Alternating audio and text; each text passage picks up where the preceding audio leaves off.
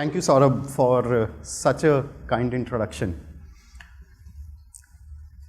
So I currently work at Google, but prior to this, I was at Flipkart during the early days, and I spent about 6 years there. And till today, I remember my first day at Flipkart very, very vividly. I remember it was 6th of April 2014, and I showed up at office at 9 a.m. wearing a suit. Now, for a technology company, it's quite unorthodox.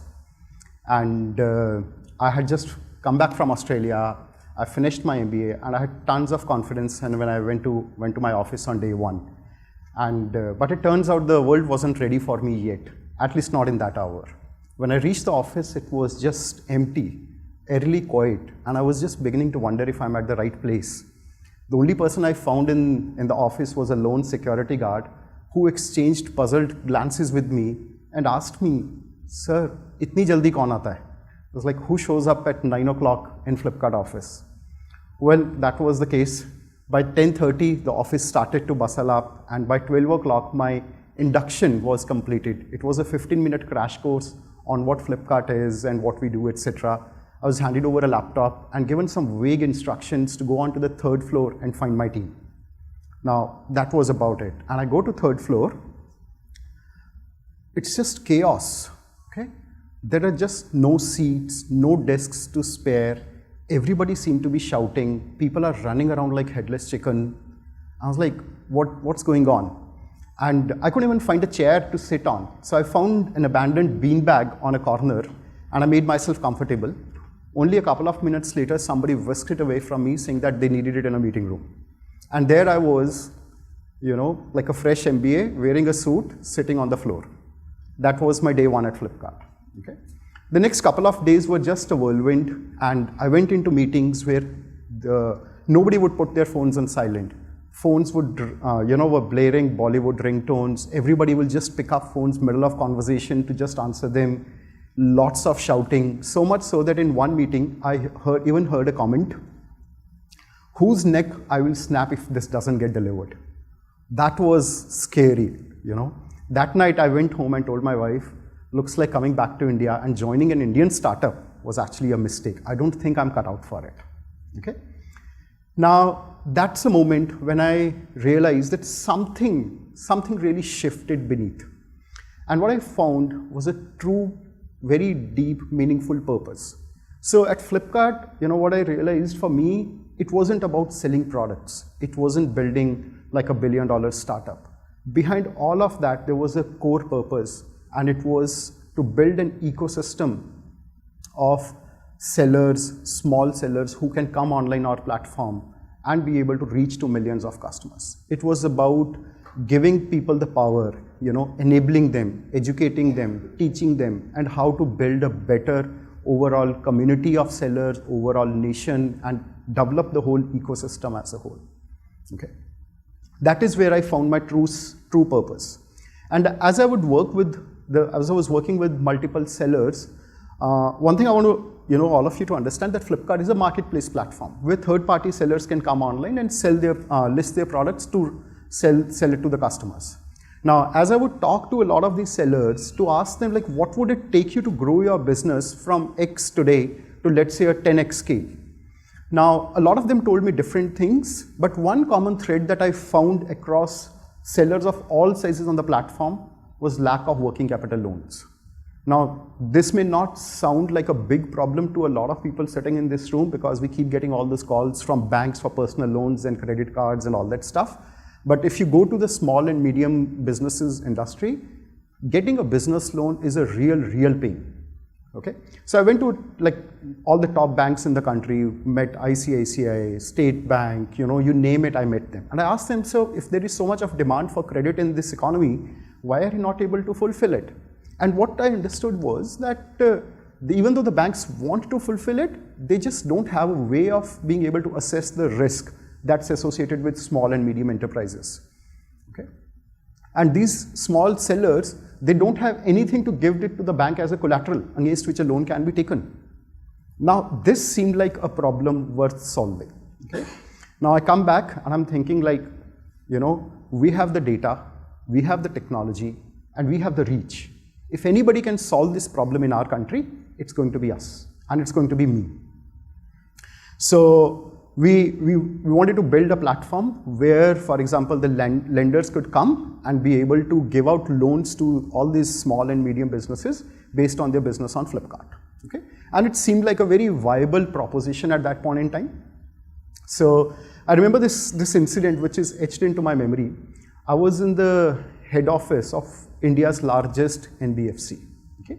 And I had a meeting with their chairman. And imagine this situation. This is a boardroom in a very traditional finance organization. In the boardroom, there's this massive wooden table.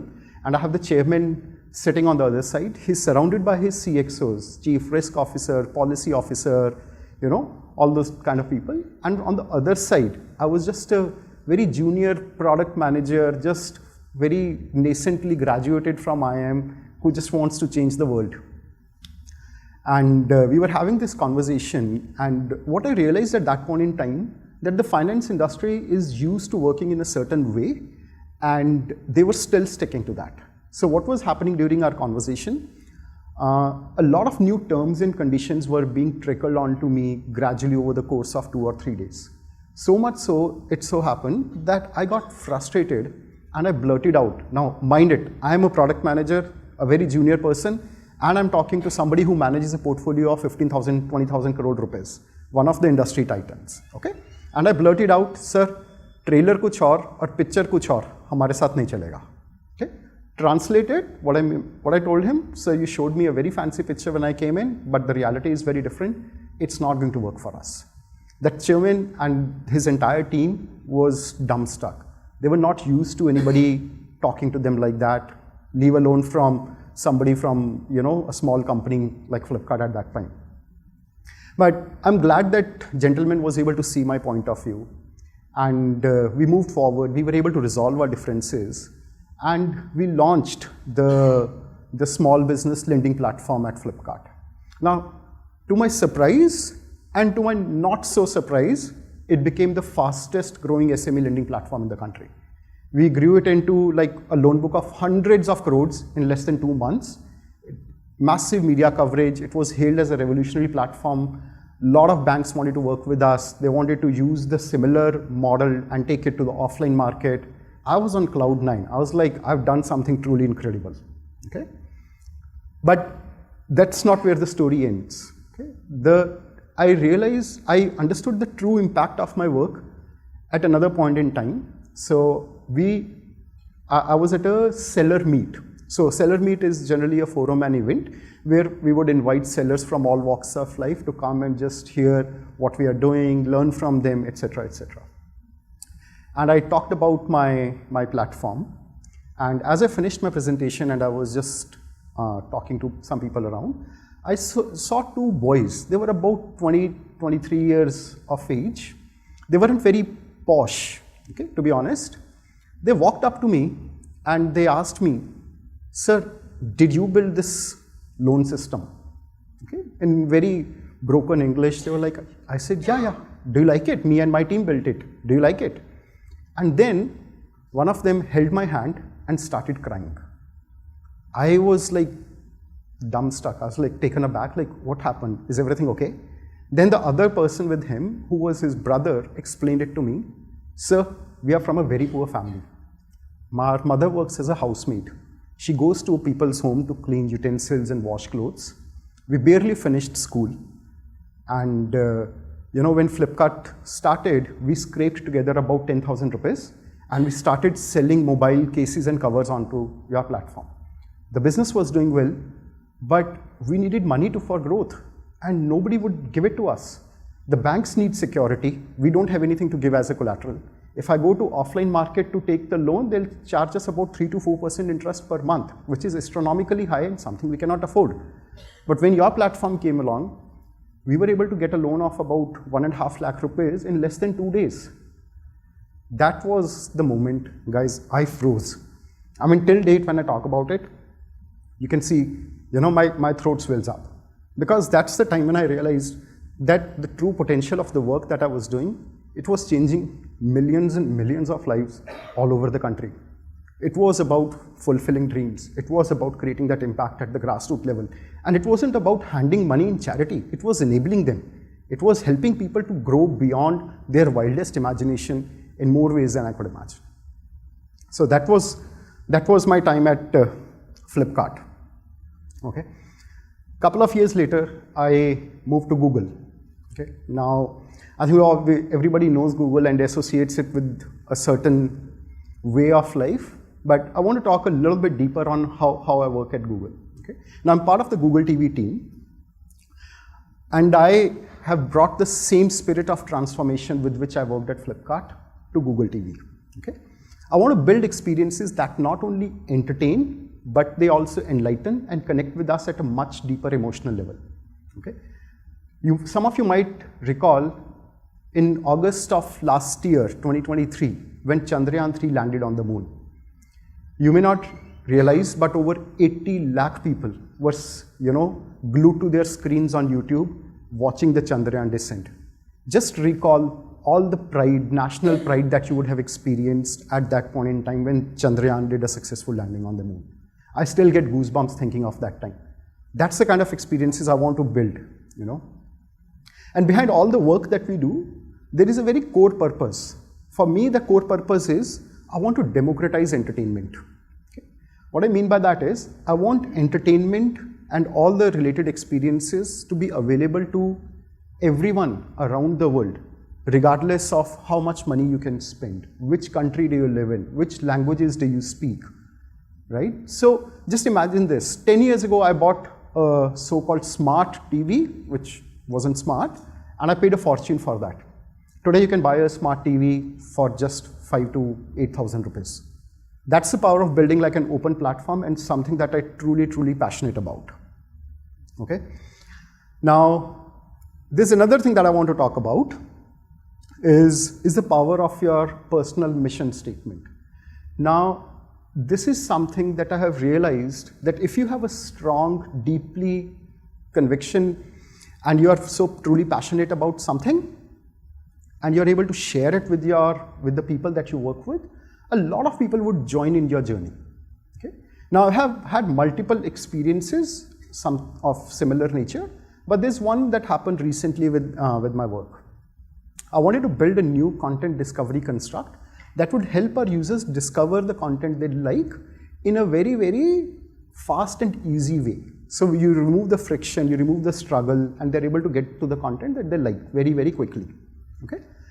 It was quite challenging. It had a lot of problems from a legal standpoint, product, technology, engineering, partnerships. It wasn't an easy thing to achieve. I was calling it Project Everest internally. Okay? And one of my colleagues joked to me, this looks more like a mission to Mars than an Everest climb. Okay? But, and as I was presenting it to a wide number of teams from whom I needed support, everybody seemed to love the idea, but they were like, Rajneesh, we don't have time and bandwidth to do this.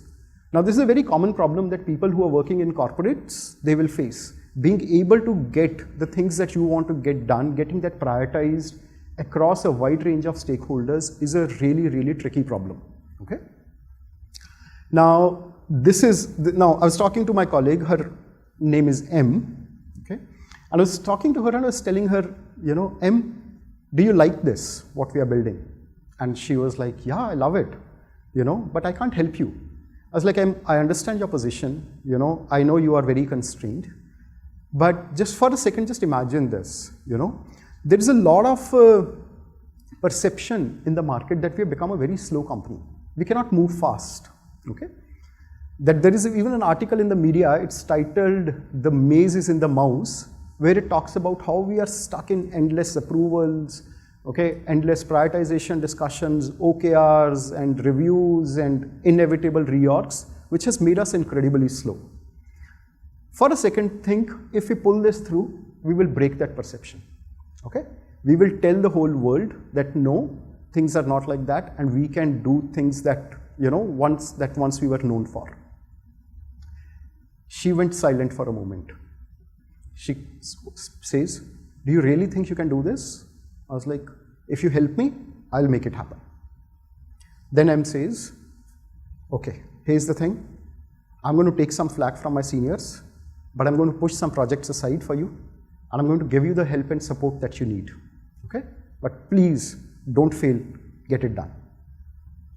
So we were able to, like, with all the help and support that I was able to garner, we launched the Construct. It became hugely popular.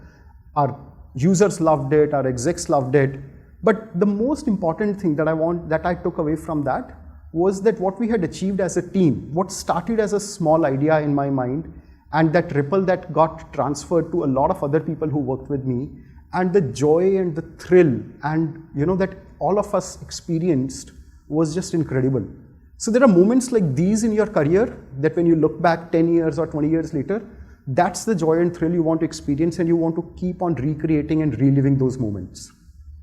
That is what was like a massive win for all of us. Yeah. Now, and this is what I want to leave you with today. The idea that each of us in our own way can create an impact beyond our comprehension.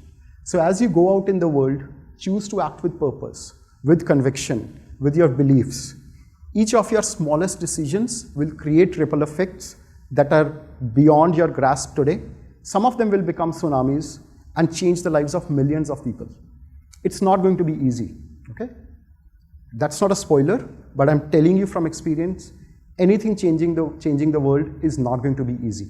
But if you stay the course, as Tanvi said, you put in the hard work, you are passionate, your grit, everything will come through. And you will build not only an incredible career for yourself, but also change countless lives, build long-lasting relationships, and humbly one day feel proud of what you have achieved for yourself as well as the world. Thank you.